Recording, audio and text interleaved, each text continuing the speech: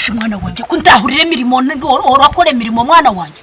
Neje nco cyakwiho kiza kuza kunanka kuza kuteza za koda mukashesha. Mwana wanje sho yagira go bukore. Sho yamanya gakore mirimo. Urenda kunshwaza? Atemera mu nco cyakukezo kiza kuza kuteza za koda muri yakashesha. Kiwe to iroko kagukwata kwasoka gundira niyo konduga mumisho. Atoka kwata tena kumukwata hakanga. Kwata uchutiyo gundira iroko. Tiya yanga. Katari hareka kunshwaza. Iwe gira, iwe roko gira.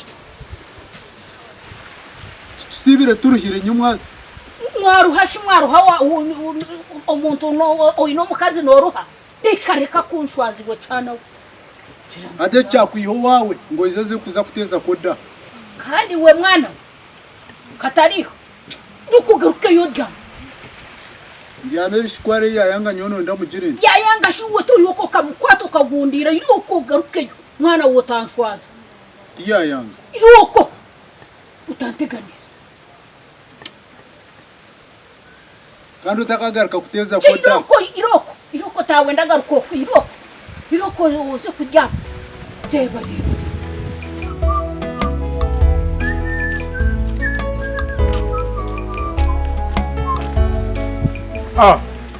Kebiche. Hachaba we. Hatu mtamano wa wakata hizo mugore. Hatu watandika kubaku manechero. Kebiche. Hapana nubi. Haza Kataria. Kataria mami. Muhammi Kataria.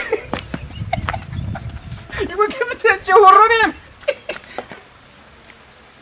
Note kwa gureksta ne chindi kebiche. Amazima kachi. Woko mechi gyoko. Reka ngureksta. Echitonchite kwa chwanya gurika chikamo. Manyo mwana wanje nakorogwishe manya. Nanishe ko yabira. Akai no buryo no. Bas.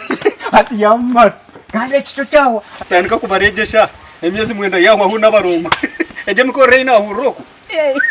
Katari hashinu pata. Yamo. Manyara manyemirimo ninkishe. Nishe ko yabira. Hapana no bi. Yayi kweko mwana. Katari ha hotia wa huiwe gumaho. Gumaho Katari.